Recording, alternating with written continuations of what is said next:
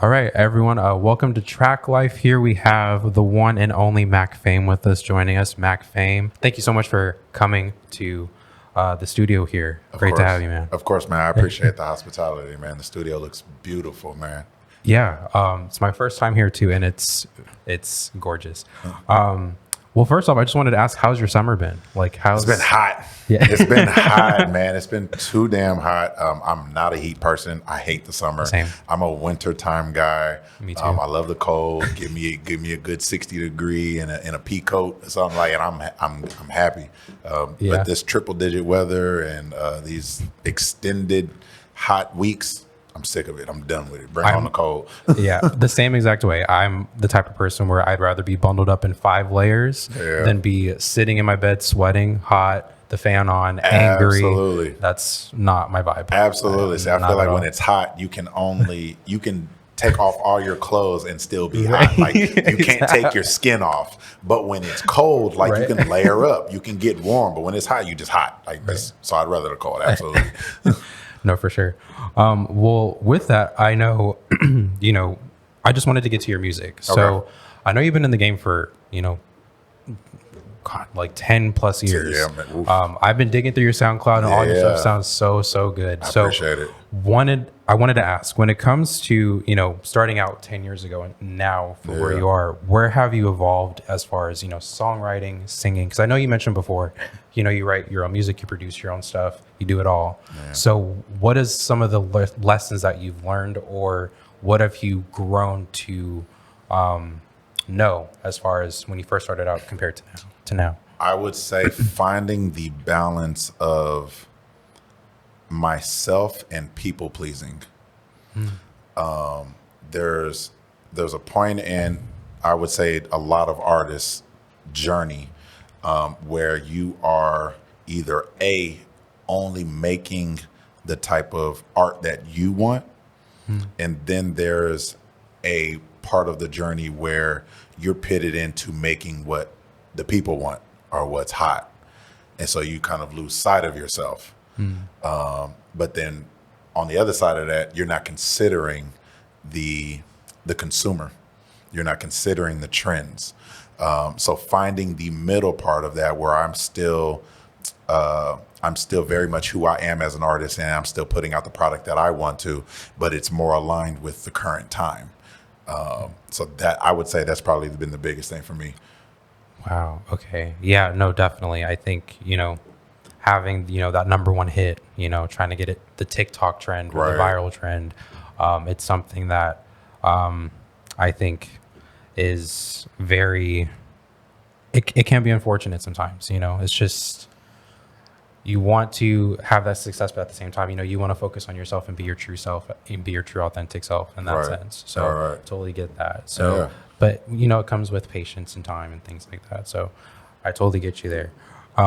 And then with your music, over the course of it, looking at, the different cover arts with your music, I was very intrigued by those, when it came to the machine with like the Matrix, but cyborg-esque type Yeah. thing. Yeah. Where does that inspiration come from, or where does that influence come from, or what made you want to decide to have that type of cover art with those EPs? Gotcha. I would say the simple fact that I've worked with the same graphic designer for the last,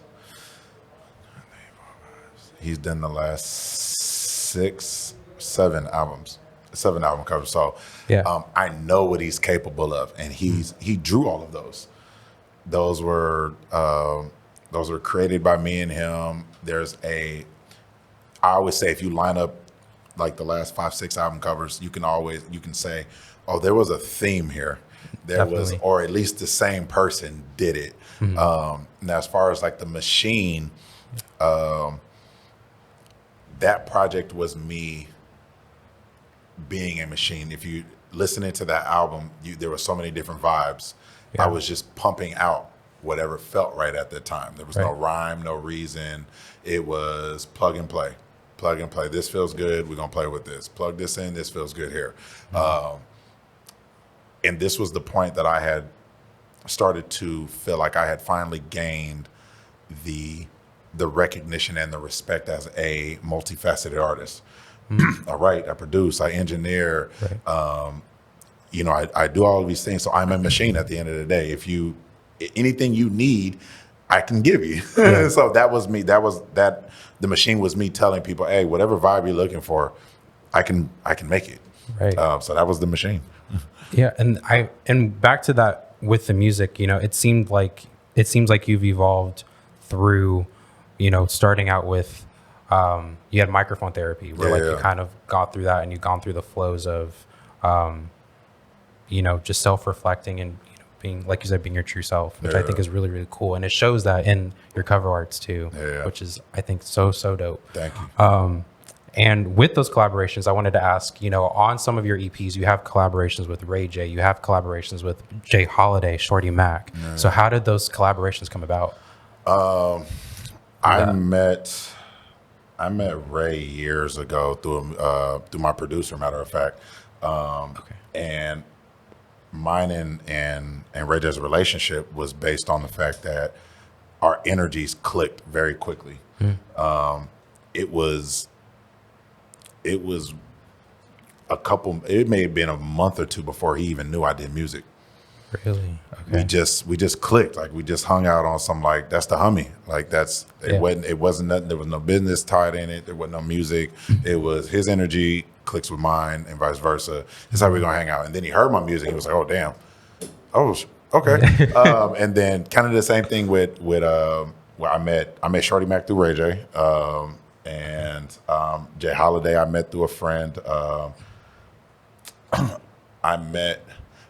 was in a studio in Atlanta, and I had a friend of mine by the name of Rico Anthony pull up. I wanted him to come, get on a record. Yeah. He knows Jay Holiday. Him and Holiday are good people. So he comes Rico pulls up to the studio. He says, hey man, I want you to meet Jay Holiday. Holiday pulls up, and instantly, I'm one of those people who reads energy. I know within the first 30 seconds if I'm gonna fuck with somebody or not, because I read people's energy before anything else. It's the one thing you can't hide about yourself. Your energy, no matter what you say, no matter what you're wearing, no matter how much money you got in your pocket, no matter what it is, you can't fake your energy. It's the one thing I pay attention. So that's how I linked with Holiday. He came in. There was some stuff going on in the media with him and Ray, and so him knowing how close me and Ray were, he came in very humble. And he came in and apologized for some things that he had did on his part, and I respected him as a man instantaneously. And his energy was so genuine, I couldn't help but not fuck with him. And then that's just how that started. He felt the same. Like he said, when I first met you, your energy was like, you just seemed like a real genuine dude. And I was like, that's crazy, man. I felt the same way about you. And so since then, it's been bro. That's crazy. Yeah. And I will say, and I felt that energy too with the intro track to The Machine, where he's included in that. And it just flowed really well. It just felt energetically amazing. Absolutely. So, I appreciate that. Thank you. Yeah. And then with your recent collaboration, and forgive me for pronouncing her name incorrectly. I truly apologize. I just want to hear you try it. Okay. Tashia? Tajay Renee. Yeah. Little Freak, Nasty. How did that collaboration between you two come about? Man, I love social media. So I came home loaded from a party one night. Okay. And I was going through, it was probably like 4:00 in the morning. I have a studio at the house. And so I was like, man, I feel like recording. So I started going through beats, and that beat came on. And I don't know what it was. I don't know if it was 4:00 in the morning. I don't know if it was the party pack I was on. I don't know if it was the liquor. I don't know what it was, but it felt like right. There was a woman who was with me. Not a woman. She was my girl at the time. She was dancing around in the video while I was recording it, and so it was very inspirational. Like, man, I'm about to make this song. Like, I'm feeling good right now. We about to make a nasty track. It's 4:00 in the morning. So we ended up doing that, and then I knew I didn't want to do a second verse. I knew I wanted to put a female on there, but I didn't know any female artists within my network that I thought could attack the record the way that I wanted it to be attacked. So I jumped on social media. I was like, hey, who's a hot female artist right now? Okay. I got this track. I need a chick who can like like rap, like Nasty, like Meg Thee Stallion, Candyman, somebody like Right. that. And people just started sending me, oh, check her out, check her out, check her out. So I'm just clicking through profiles and clicking on Apple Music links. And a friend of mine from Houston, she goes, hey, I know this girl, her name is Ty. I know her manager. I think she would kill this song. Check her out. So I listened to one of her tracks and I was like, oh, she would do that. And so I sent her manager the track. They sent her verse back like 2 days later. 2 months later, I was in Houston. We were shooting a video for it. That's crazy. Yeah, so it just rolled out. Like once she did it, it just kept rolling. She did it, man. Shout out to Ty Baby. Yeah. Shout out to Ty Baby, man. She did her thing on that. Her whole team is amazing, man. Her team is her family. Like her dad is her manager. Her mom does her styling. Like her, she has a solid team around her, man. So shout out to the Tajay Renee, aka Ty Baby team in Houston, H-Town. That good energy, yes, I'm loving it. And then with that, as far as collaborations, who else would you want to see yourself collaborate with in the future? My number one collaboration that I've always wanted, Ludacris. Ludacris.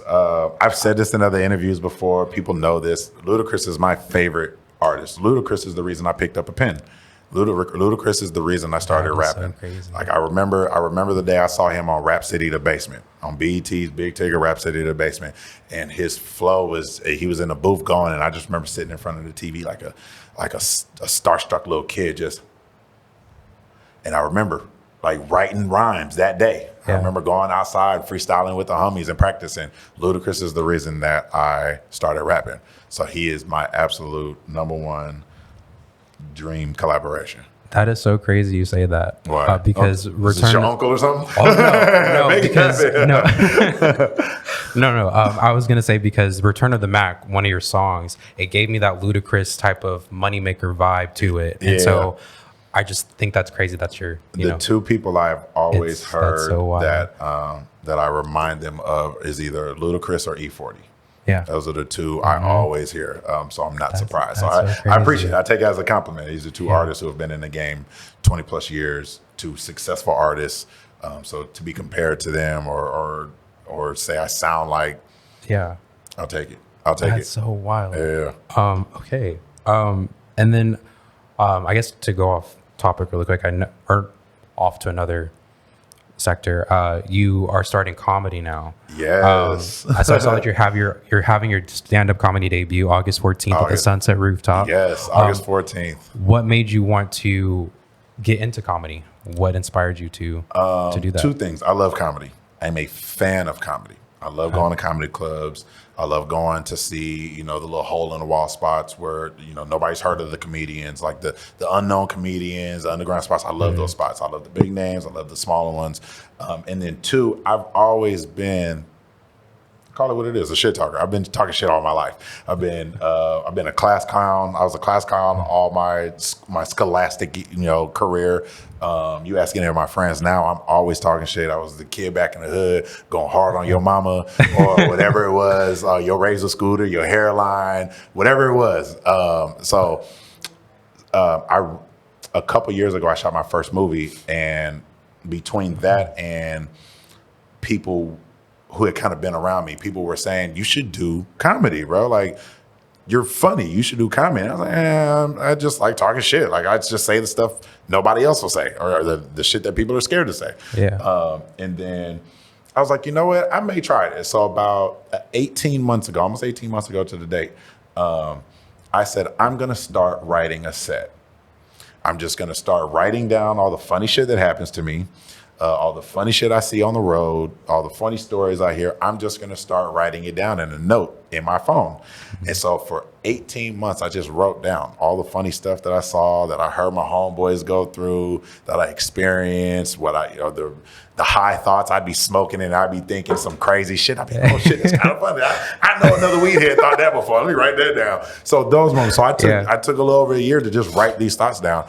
And then January 6th of 2023, I made the announcement and I told myself 2023 is going to be the year that I try out comedy.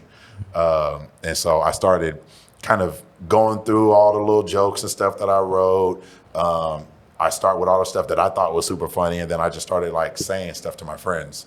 Like while we were out, and I would gauge people's reactions. Like, okay, that is funny. Like, I don't just think it's funny; other people think it's funny. So I would put that, I would slide that over. So I just started like building my set, and I ended up getting an opportunity to be booked for, to do stand up, and I was like,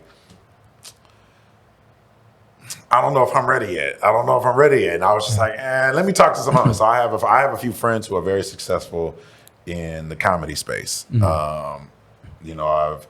So I reached out to all the communities, not the communities, the comedians that I know, and just like was, hey, what is one piece of advice that you wish somebody would have gave you before you started doing comedy? And they all gave me more than one piece of advice. But there was one very common theme between everybody, and everybody said, you just got to do it. You just got to do it. So when they told me that, I was like, okay, I want to research comedy. I wanted to take the same care that I put into fine tuning my craft as a musician. I wanted to make sure I understood the business. I wanted to understood the dynamics of music. I wanted to understand the origins of music and the different songwriting types and the different way you structure a hook, the different types of hook, the different, writing types. I wanted to take that same care and put it into comedy. So I started researching the origin of comedy, the origin of jokes, the type of jokes they are, how to deliver a joke, how to structure a joke.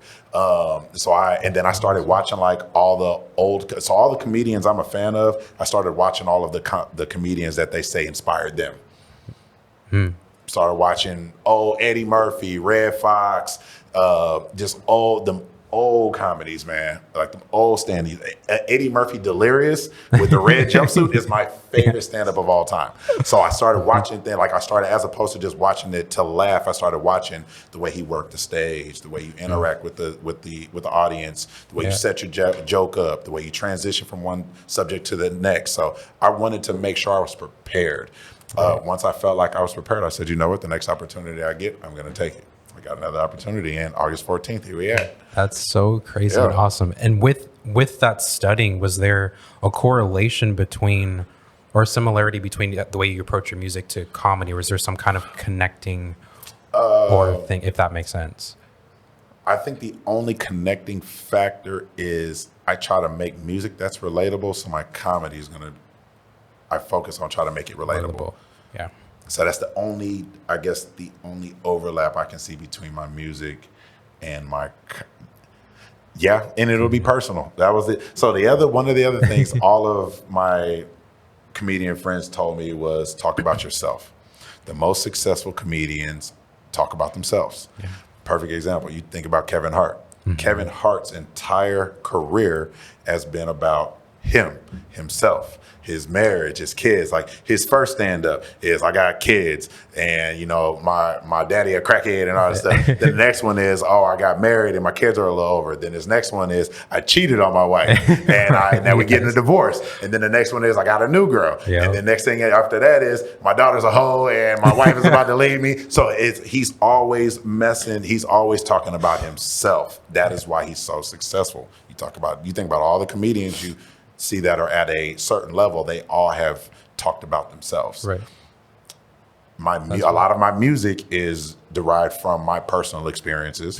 My comedy, a lot of it's going to be derived from my personal experience as well.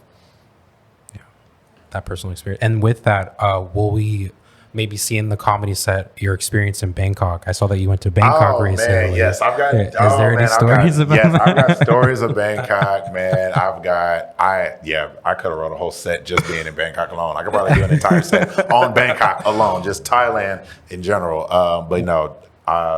Thailand, I love Thailand. I like Southeast Asia is dope. This is my first time. It was my first time.